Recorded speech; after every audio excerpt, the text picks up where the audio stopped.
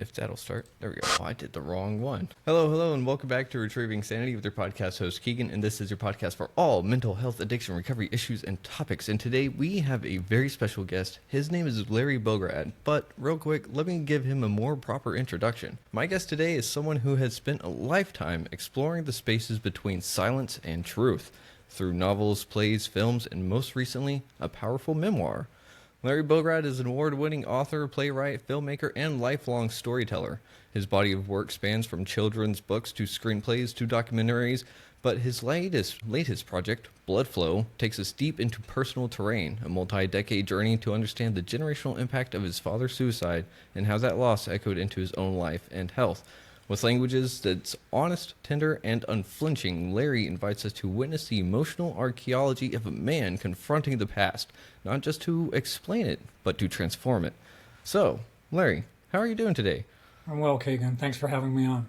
Of course. It's great to have someone such as an esteemed author. It's great to have an esteemed author such as yourself on the show. So why don't you tell me a little bit more about who Larry is? Not so much the books, but who are you? What's your story? You know, that's a question I wake up with every morning, but I'll do my best here. Well, I was born in Denver, Colorado. Both my parents were from the East Coast. My dad was actually from Eastern Europe and came to this country when he was 3. My family ended up in Colorado through a strange circumstance. My dad's older brother, my uncle, developed tuberculosis. And at the time, a lot of people came west. I don't know about where you are in Texas, but a lot of people came west, including Denver, because of the thin mountain air. They thought it was a healing for TB. Yeah. And then later he brought my dad out for college, and then my dad stayed to do medical school, and then later joined my uncle's practice, and they were doctors together until my dad's death. Anyway, I went through public school and, started college in Washington, D.C. at the end of the Vietnam War, but wasn't the most fun place to be. I did about 20 months in Europe, including a trip that we'll probably talk about, where I went to a couple places where my dad had been in Europe, and also his birth town. And then I went to graduate school in Seattle, and then made a beeline to New York with a novel tucked under my arm, thinking I'd be published immediately and a big hit, but that didn't quite work out. But I did back into a job as a children's book editor. Okay. Totally unexpected. And there was an artist we wanted to find a vehicle for. I ended up writing that, called Felix in the Attic. It ended up winning an award as the best book for children that year. Oh, wow. And so I pursued the children's book field, both picture books, young adult books, and middle grade books. Published, I think, 12 of those. But towards the end, I ran into some serious censorship and book banning issues, which I think encouraged my publishers to maybe take safer bets. Oh, man. So I moved back to Denver, and I joined a local playwriting group where I actually met my wife. She was running it. So I married the boss, and and I was a college professor for about 10 years, mostly teaching creative writing. Oh, wow. And then I kind of morphed into instructional design. And so my wage job was designing training, mostly for corporations and Fortune 100 companies, some nonprofit work. And then I just actually retired from that in April, after doing that for about 25 years. Yes, really. Congratulations. So now I have time to spend more time in my garden and be with my wife and grandsons, and already started a new writing project, so here we are. Oh, man, that is way too cool. Thank you for giving us a nice background on who you are and where you come from and stuff. And boy, I gotta say that I'm kind of jealous. I wish I could be retired right now to just put my hands in the dirt and just work on, is this plant going to be okay? Do I have a green thumb? Is it time to thin out the radishes? Yeah, but of course it doesn't make it easy to have gone through this stuff, right? To see a finish line. Actually, let me rephrase that. While you were going through your career and everything, did you actually see that finish line? Are you talking about work or my memoir? Yeah, your work, but your retirement. Probably not, because both my wife and I were in the arts, which meant we had no retirement funds until we were in our fees. Mm-hmm. So I kind of got a late start on on that, and so I might have worked a couple more years, but I was working for an organization where there was a lot of change and not a lot of creativity. I originally, when I was hired there, they gave me a lot of freedom to be really creative and do a lot of multimedia stuff, Mm-hmm. learning games and all kinds of stuff. Okay. But looking down the road, it didn't seem to be that was going to be in the cards. So it was a good time to step back. Interesting. Real quick, you did say you were dealing with censorship and banning on children's books. Can you elaborate on that a little bit? Sure. Because you.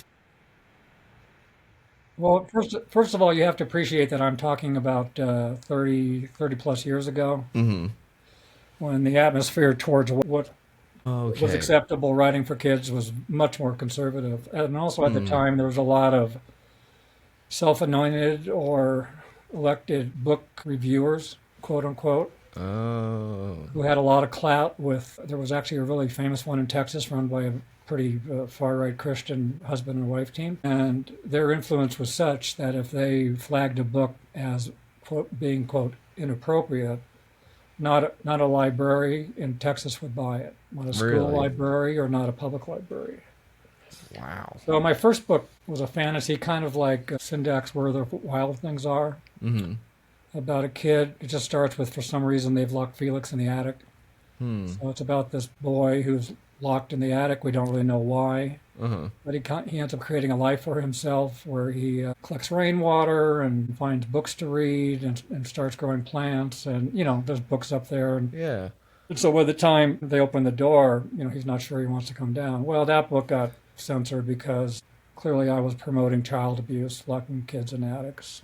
Wow. And then a subsequent book was based on an experience I used to have as a kid where my mother would go shopping in a department store, and I was probably pretty young, like probably first or second grade. And she basically would have a bunch of errands to do, and she basically would just say, well, let's meet back here in an hour.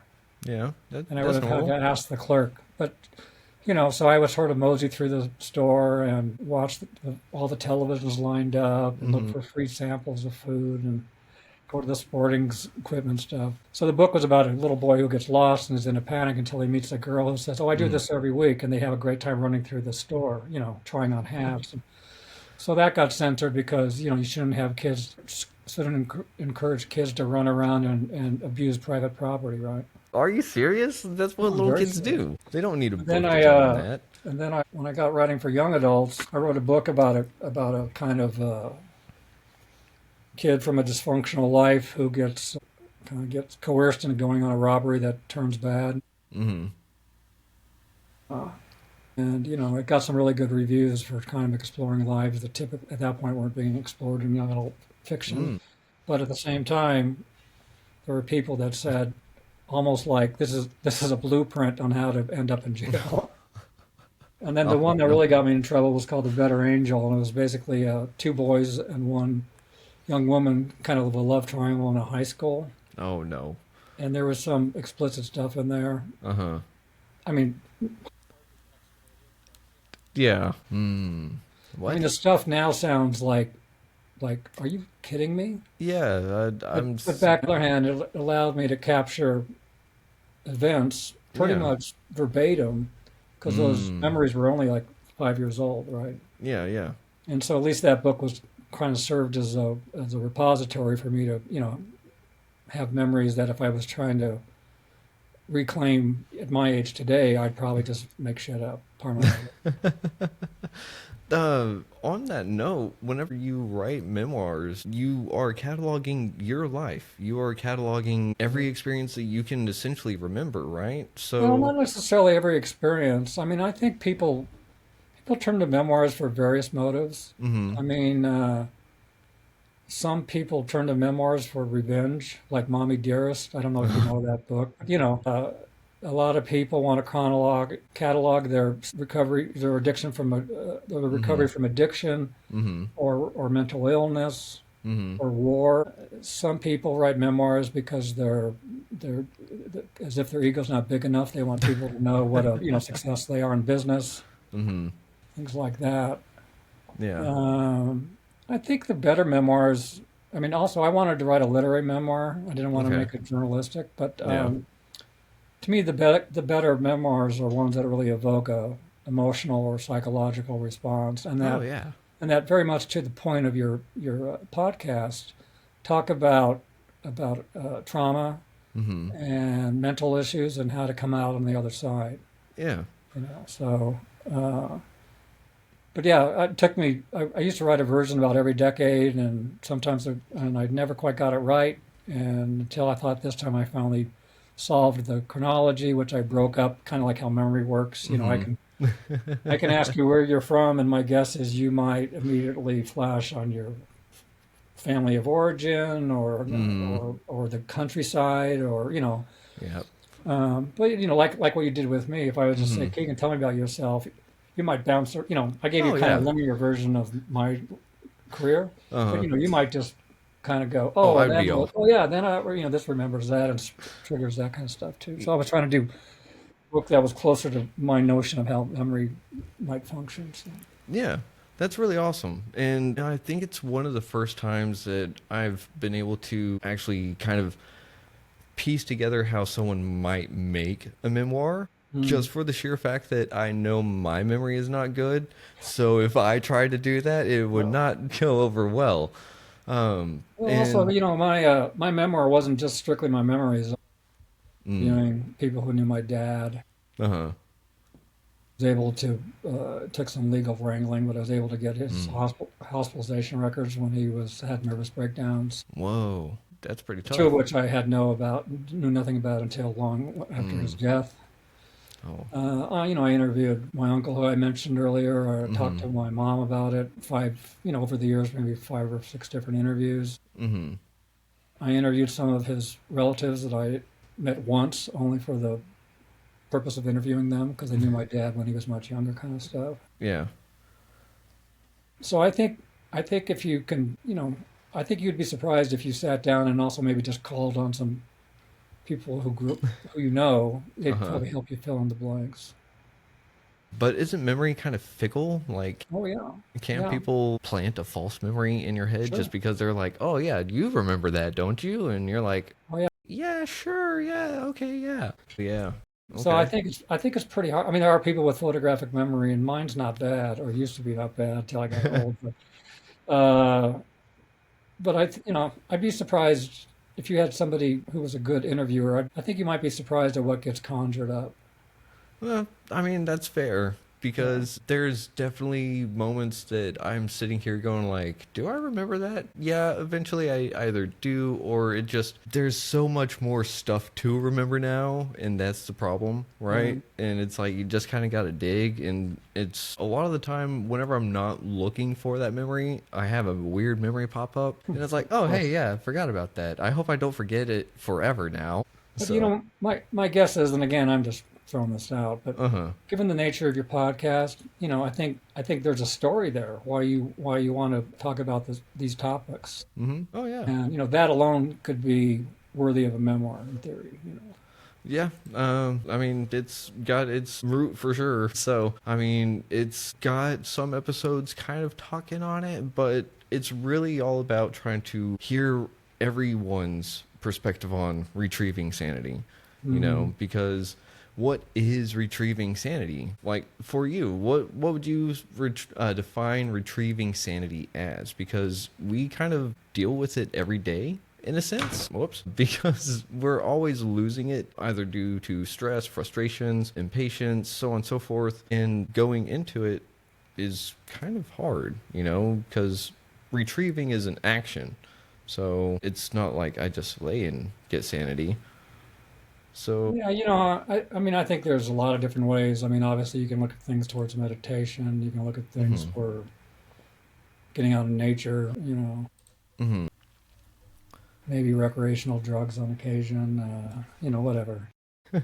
You know, my as far as my story, I think mm-hmm, coming to certain understandings about not only my dad's life, but how his suicide impacted me mm-hmm, and some of the life choices I made, positive life choices that I made mm-hmm. to not have his story become my story, Yeah. you know, things like that. I think there's a lot of self-compassion that has to happen because I do Mm-hmm. agree with you that there's tons of information and life can be really hard. Mm-hmm.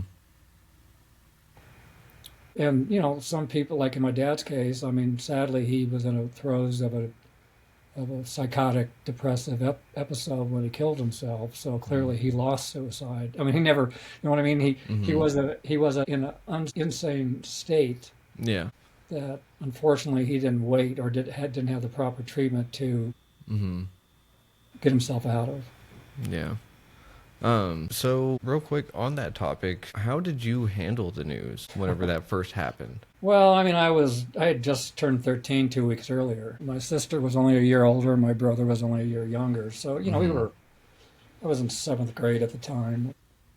Oh boy. And I'm Jewish, and I sensed there was something off with my dad during that weekend, which typically tends to be a real happy occasion for Jewish families.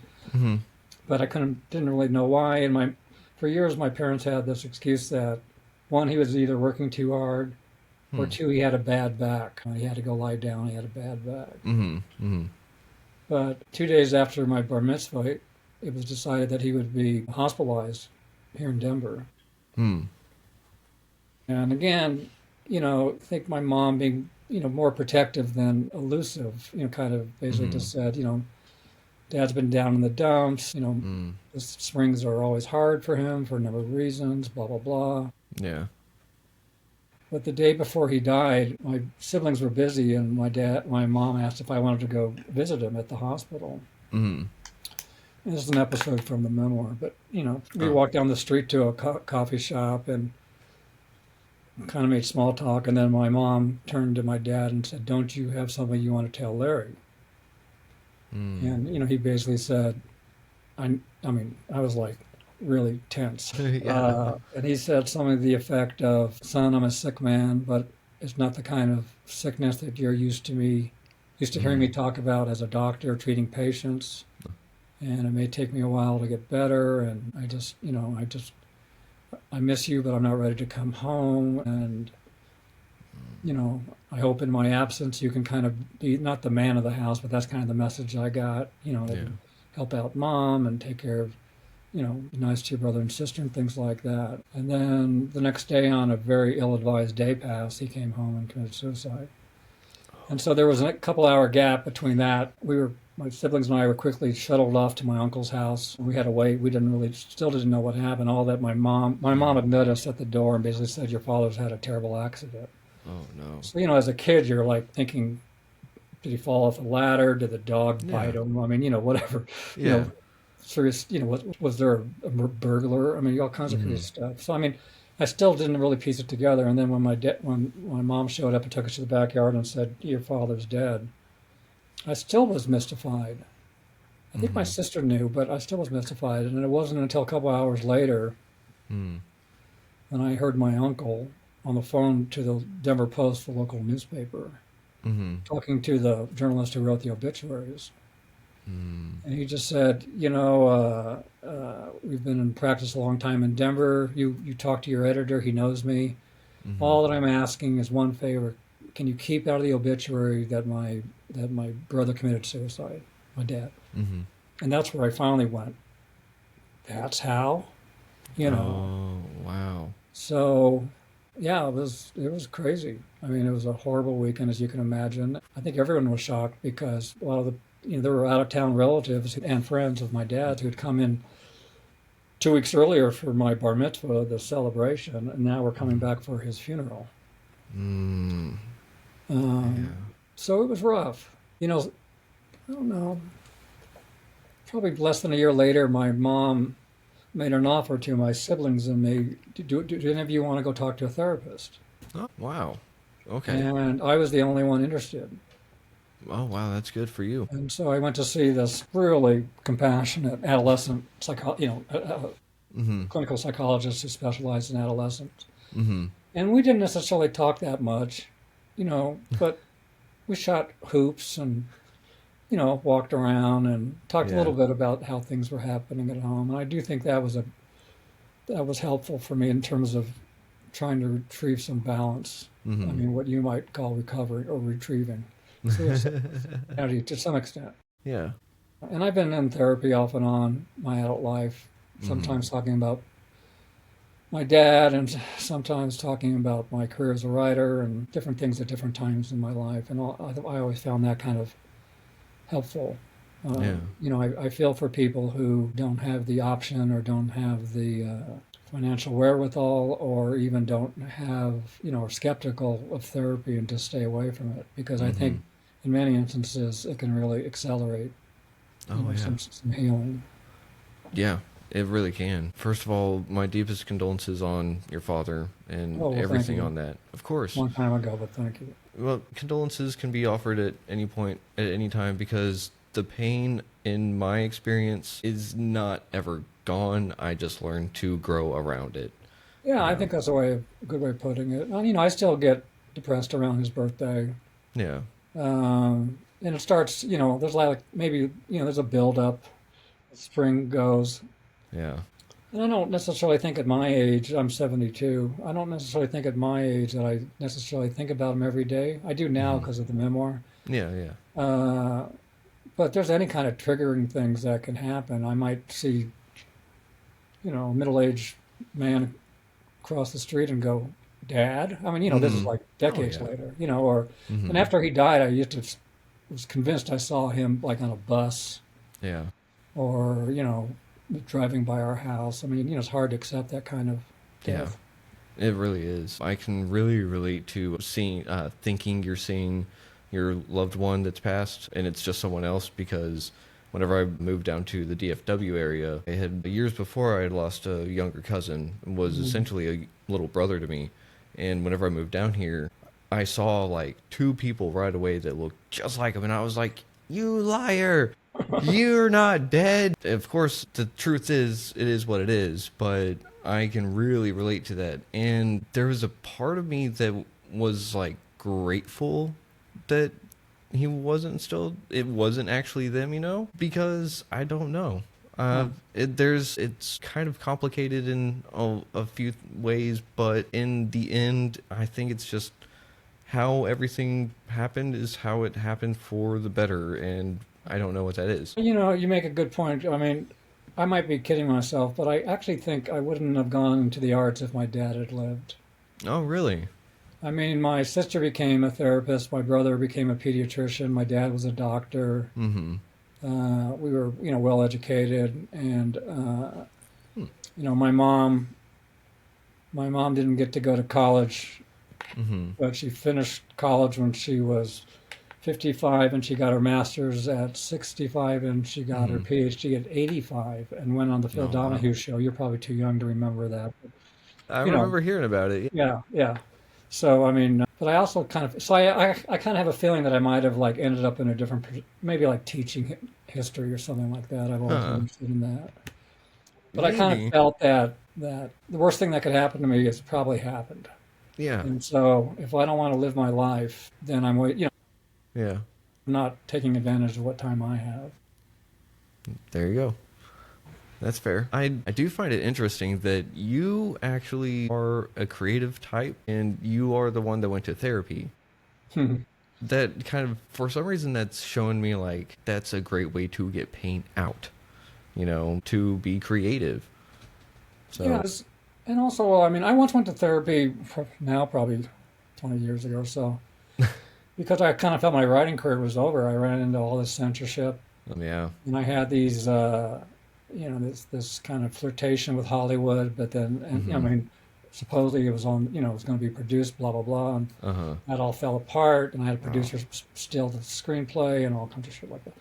man. And I actually went into therapy for the reason that I just felt, I had wasted time as trying to make as a writer. Hmm. And my therapist said, she listened to me moan and bitch for a while.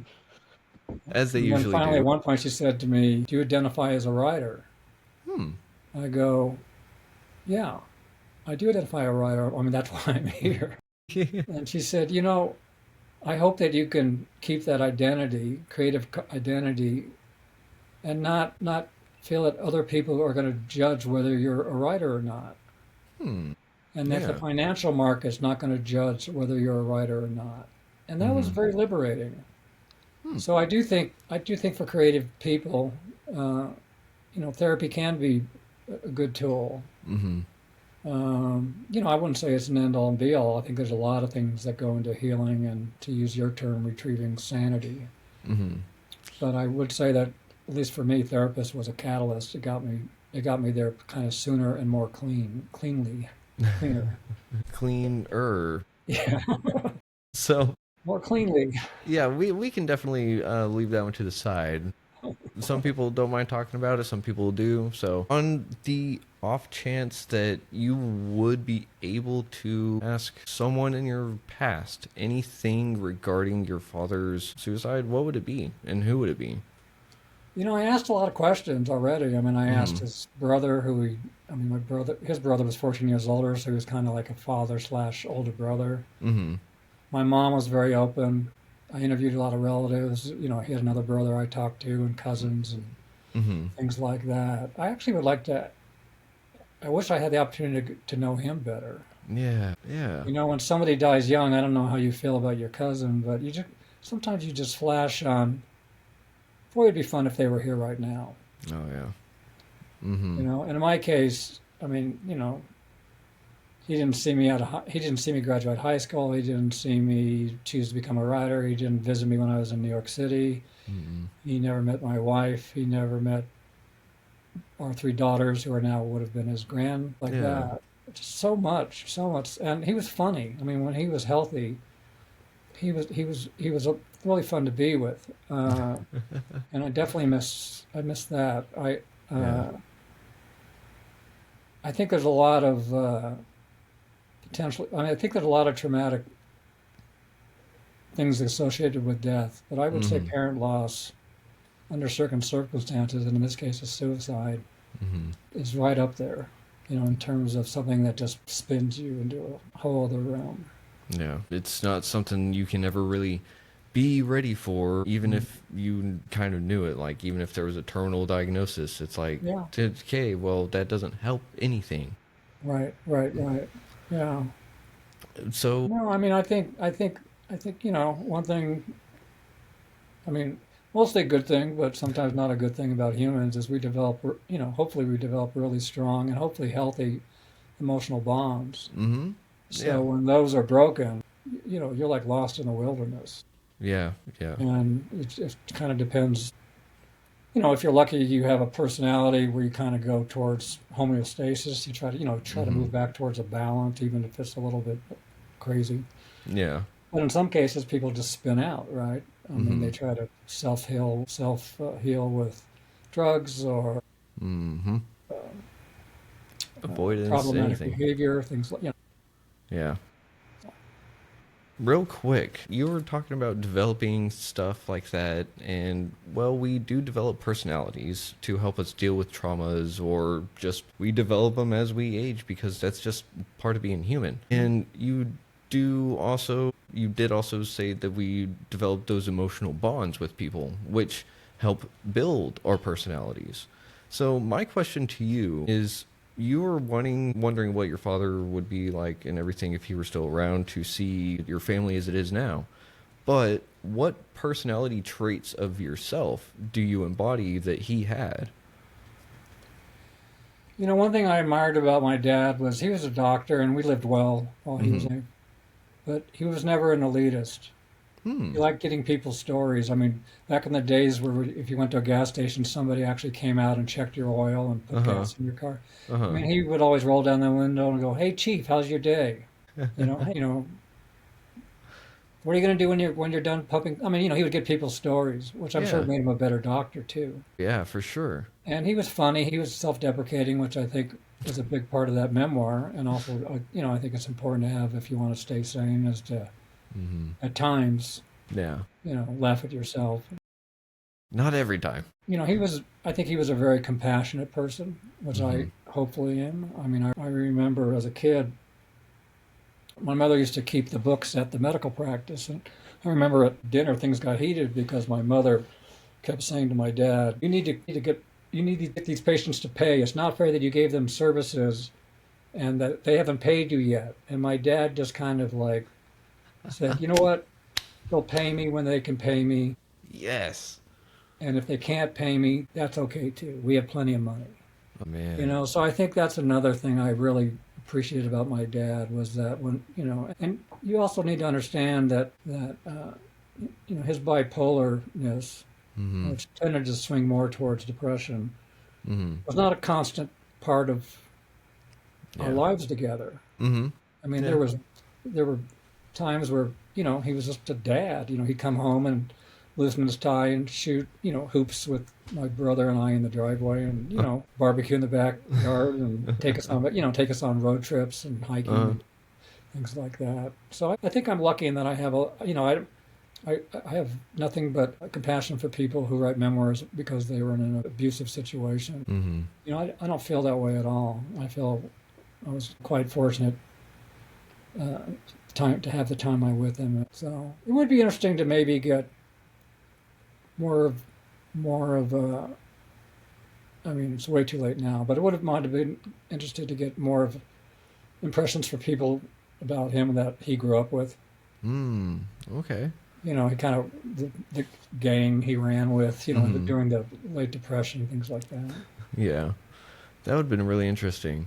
You have a you you have an amazing father, because hearing him do that with his patients and stuff is just amazing. Like, that is the kind of doctor that we as a populace deserve, because I'm in that realm of like, hey, I didn't choose to get hurt, so I don't really Right. like, I can't pay to heal a broken femur, so it's like I didn't ask for a whole bunch of drywall to fall on me, but they're still like, hey, you got to pay like a whole bunch of money, and I'm like, nah, but hospitals don't like that, so, but it sounds like he was able to really give the best of himself to you, That's a very loving way of putting it. I agree with you.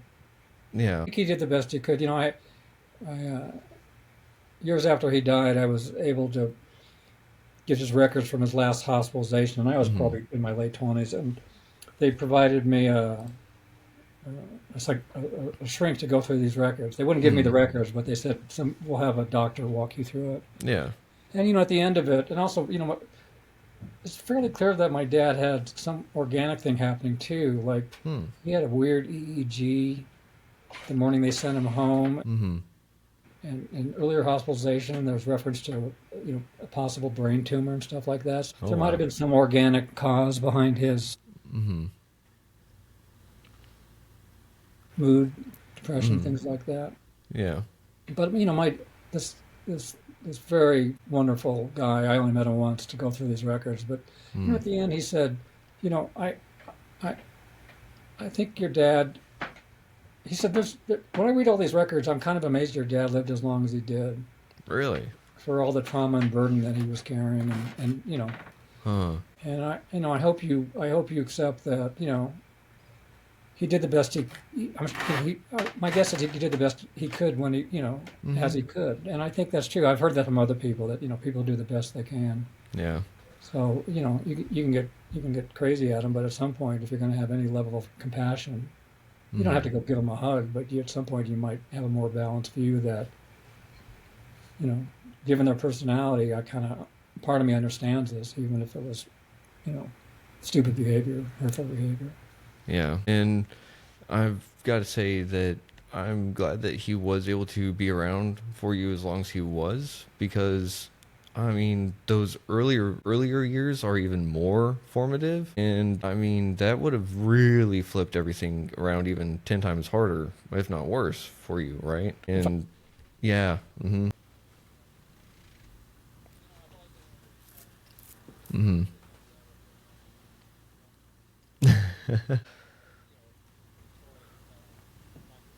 Mhm.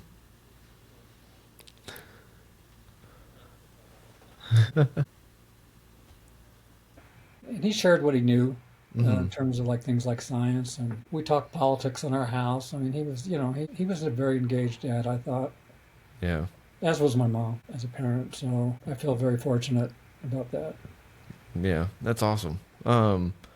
And whenever, let's see, and being 13 was the beginning of being a teenager, you know? So you were literally thrown into a really crappy position really early on into teenage years. And so you didn't have a semi-solid rock to kind of chip away. It's kind of like someone blew it up for you and you had to go and glue the pieces back together and then maybe take them apart because they didn't fit right. So how did you handle yourself into growing up? Does that make sense? Like, how did you didn't have him to kind of guide you into manhood. So, I mean, it's different for everyone, right? What happened on your end, in your head? Well, it's always interesting because I remember when I first went back to school, seventh grade, after my dad died, nobody would look me in the eye. I mean, Really? people would like just pass me, even people that I thought were like, class, friends, school friends. Yeah. And it took me a long time to. I talked to somebody later about it, and I kind of had a feeling like suddenly I was like a leper, like an emotional leper. Nobody wanted to get too close to me. Yeah. I guess part of me is fortunate in that I was a very self-reliant kid. I wasn't a jock, so I spent a lot of time alone, and I learned to make the best of time alone. I didn't necessarily feel sorry for myself. Mm-hmm.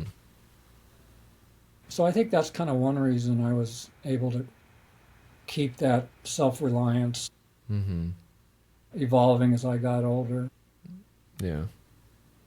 I had older relatives that I think, did what they could, and friends of my parents kind of checked in on me and things like that.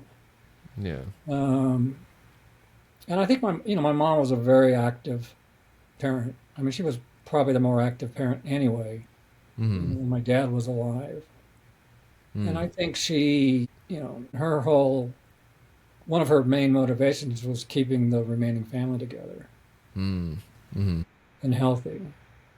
So I think having that family unit not just disintegrate because of this trauma was a big advantage to me to kind of evolve naturally into manhood as naturally as any of us can evolve into manhood, that kind of thing. I had good friends.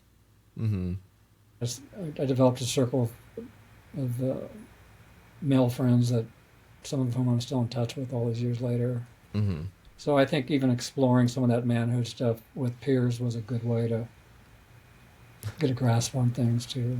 Yeah, for sure. That's awesome. But here's a weird question. I don't know necessarily where it came from or if it'll make sense, but do you feel like you have left a part of yourself back whenever you first got that news? Oh Do you? yeah, oh yeah. Yeah. Because I mean, I can generate that presence. Mm-hmm. Yeah. Mm-hmm. Hmm. I can go back to that hot, very hot late May Mm-hmm. afternoon in my Yeah. uncle's backyard Mm-hmm. with my mom on her knees, trying to Mm-hmm. pull up my siblings and me close to her and giving us this news. Mm-hmm. And so a lot of that stuff's very, very vibrant, and remains vibrant. And, I end my book, I don't know, you may not have had a chance to read it, but I end my book with the kind of fortuitous thing happened that a year ago, May, as I'm preparing for my usual May slump, Uh-huh. sad memories, Mm-hmm. our last grandson was born on the day my dad died. And I kind of took that as a sign, like this is life. I mean, Yeah. going forward, I'll remember this day for my grandson's birthday, much more than I want to fixate on this day as yet another year without my dad. Mm-hmm. So Yeah. Here's a really weird question along those lines. Have you ever heard of the people that say that they had their family reincarnate into the new generation in their family? yeah, I've heard it. Uh, I've heard it. I Like mean, the same day that would have we been. had a really lovable mutt, and I used to half kid to my wife saying, "I think his name was Otis. I Uh-huh. said, I think Otis has a bit of my dad in him, He probably did. and my wife would just kind of look at me like, okay. But But yeah, no, I mean, I'm a big believer in genetics and things that mhm. are both things that one obviously inherits and stuff that like that. I never really used to probably at some point in my life I thought personalities are kind of self-made, and now I look back and I go like what you asked me earlier. Now I look back and I go, okay, definitely my dad, definitely my mom. I mean, that kind of stuff. Yeah. And I see that in my daughters, and Mhm. I don't necessarily see it in my grandsons because they're young. Mhm. But I definitely can look at a couple of them and just go, wow, that's kind of what I look like. I mean, I'm actually looking at my bulletin board and I have a picture of myself about 4 years old. Huh. And then when I look at particularly one of my grandsons, I just kind of go like, oh, that's little Larry. Poor kid. Hope he doesn't turn bald. So, Man, I was actually looking at your website before we started recording and everything, just so I could get some more context on a yeah. couple of things. And I did see the photo gallery, and there were a couple of those where I was like, is that him or is his dad? So that is amazing that, I mean, to have a date of birth and just to have two of those Life momentous, events, yeah, major life events. Yeah. yeah, big life events. Thank you. I was like, momentous is like a joyous usually, and that is not necessarily joyous. Right. But to have those two being shared is Yeah. just really powerful. I think the I mean, universe was trying to you'd have to send you a message. you'd have to be an idiot not to love that reframing Yeah. I of mean, of the young life coming into being mm-hmm, on a day that historically was mourning one that was taken away. mm-hmm. And it just has so much personal meaning too that it was like if there was ever a message for you, I think that that was it. Oh, You I know. agree. No, I thought it was very powerful. I actually end my memoir with that moment. Oh wow. Okay, cool. So real quick, where can people find your memoir? Well, if they go to I don't know if you're going to have it in your show notes, but they just go to my name, LarryBograd.com. Mm-hmm.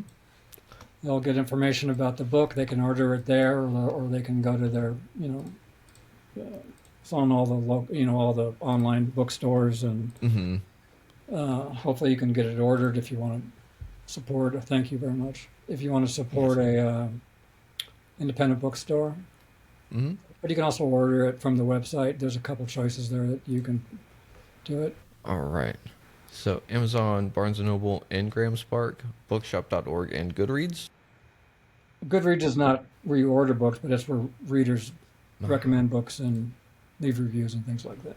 There you go. So anyone out there that's going to read the book, make sure to leave a review, please. Yes. So, real quick, we are getting close to time, but I know we have not covered nearly as much as we would like to because you wrote a memoir that lasted, well, not necessarily lasted, you've revised it several times. So, Mm, there's no way we can get all of that into an episode here. sure. So, would you like to be back on the show sometime in the future? That'll be fun. No, I really Awesome. enjoy talking to you, and I like the tone of the conversation. So sure, Of course.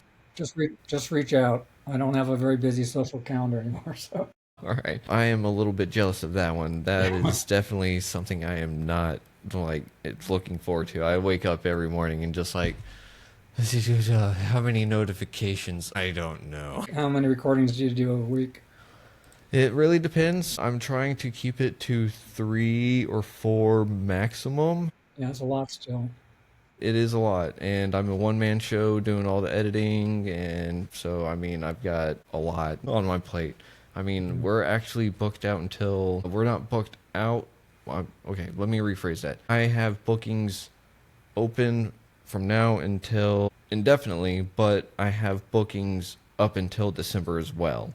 Well, yeah, Yeah, so you getting in is perfect timing because we can, stuck yeah, right we in can there.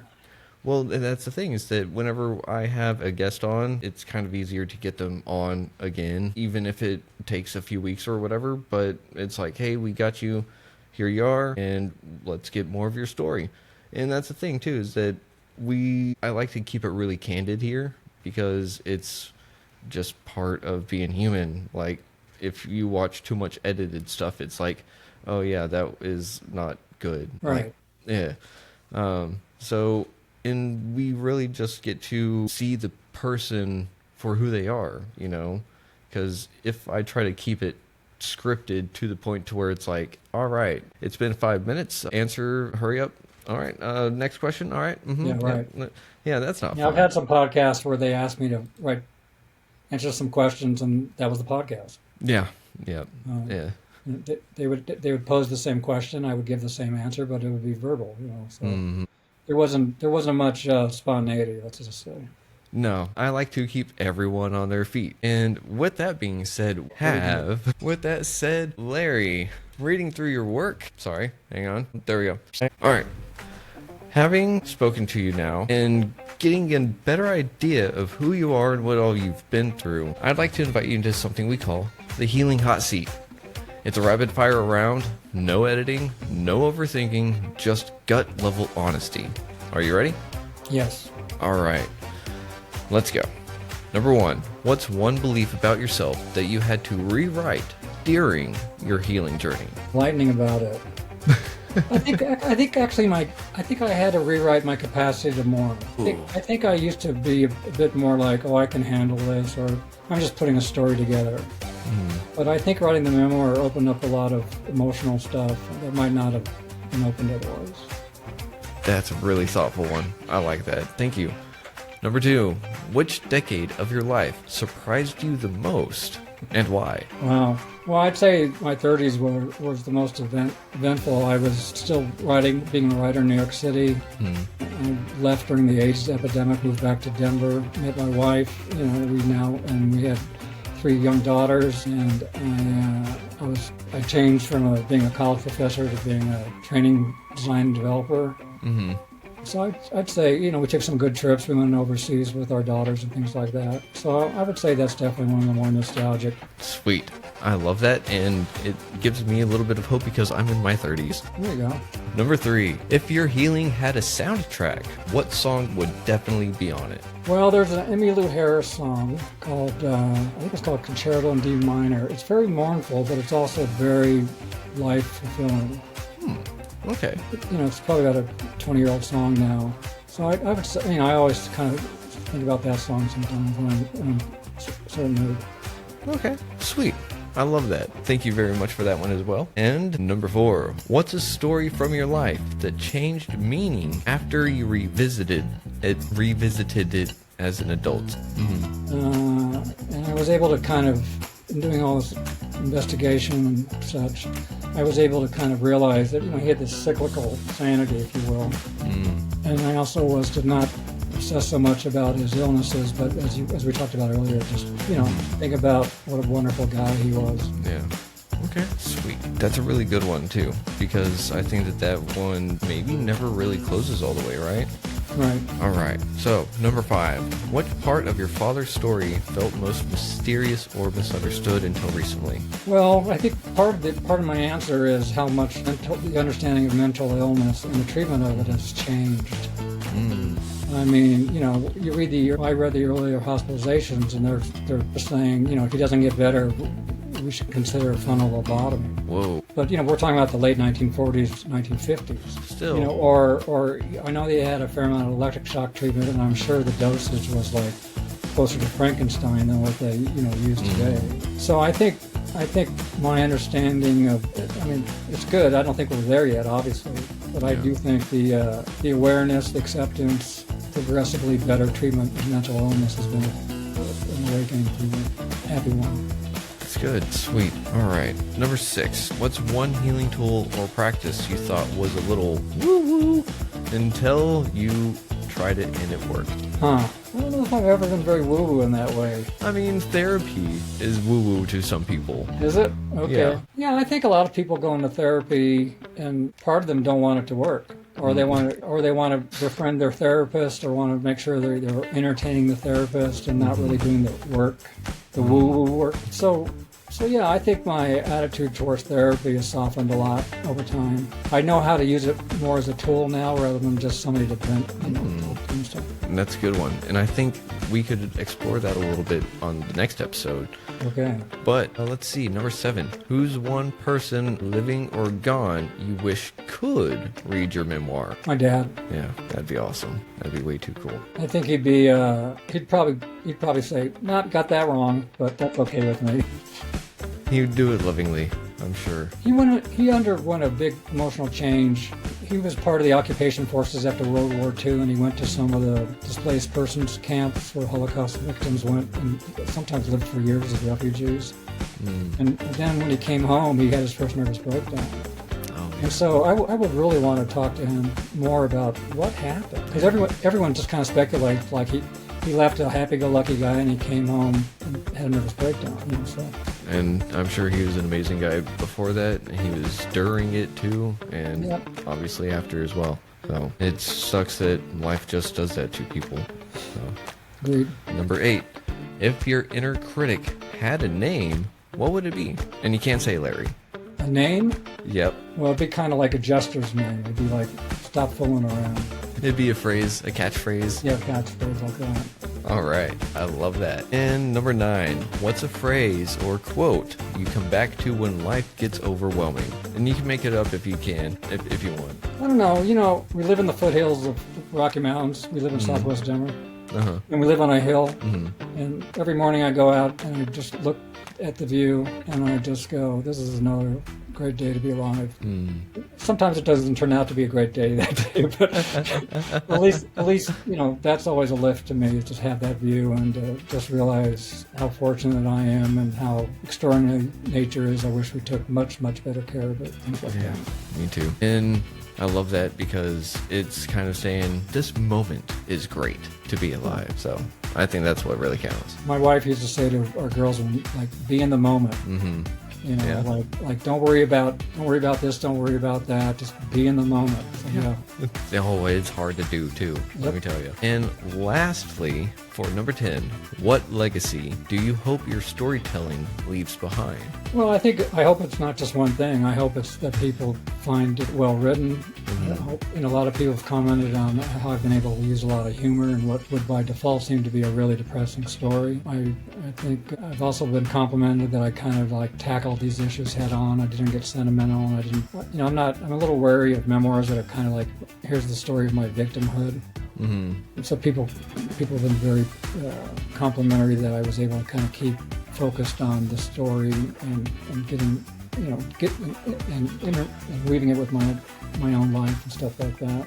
Yeah. So I'd like people to kind of remember me as a gentle, passionate, funny, sometimes ridiculous person. That'd be okay with me. It sounds like an awesome legacy to be left behind. Did I say that right? I think so. Yeah. So, thank you very much, Larry, for taking participation in today's Hot Healing Seat. I'll get faster next time, Keenan, I promise. No worries on that. It is also on the host. I am the one running the pace, and I am We'll tighten those up. Yeah, I can always tighten up the game show segment. I can always sit there and just be like, all right, we're going to have a game show, so be ready.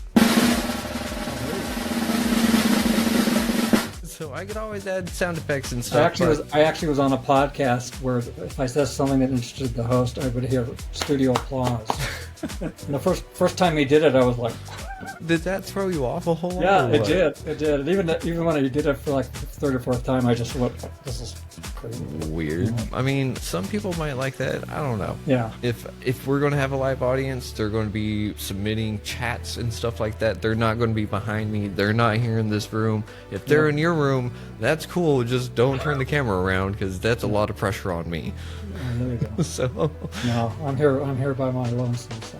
Well, you're not lonesome anymore because you've got the internet behind you. And also, because you were in the healing hot seat today, you made it through the flames gracefully, I might add. And on the show, when someone brings vulnerability and creative courage to the mic, we don't let them leave without honoring that properly. So, Larry Bograd, we now bestow upon you the ceremonial, completely made up, yet absolutely meaningful title of The Memory Weaver of Quiet Truths. So nice. I'll take that. Thank you. Of course. Thank you for being on the show, being vulnerable, and showing us what it means to actually use our gifts for the world, because you're showing yourself and how it takes to be vulnerable, what it takes to be you, essentially. And it's just going to help the world see life through different lenses, help people piece together parts of their own stories maybe, and just make the world a better place. I really do think so. Well, I hope so. Thank you. Of course. Larry, one more time for everyone out there, they can find you at larrybograd.com, correct? Mm-hmm. Yep. And where do you prefer that they buy the book? I don't really care as long as they buy it. Fair enough. You know, everybody says you got to get up on Amazon, but, you know, I have some political misgivings about Amazon and they just, but, you know, I would prefer that they support an independent bookstore if possible. Okay, then we will definitely try and do our best. I think Lulu is pretty good at doing that kind of stuff too, right? Like lulu.com. Oh, I don't know that one. Yeah.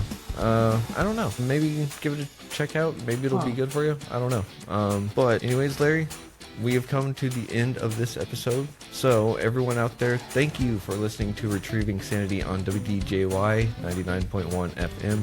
And as always, love yourself, love the person next to you if you can, and just try to be a nice person for the rest of today. So for now, that's all we have. Be sure to check us out next week. And as always, much love. Schlan.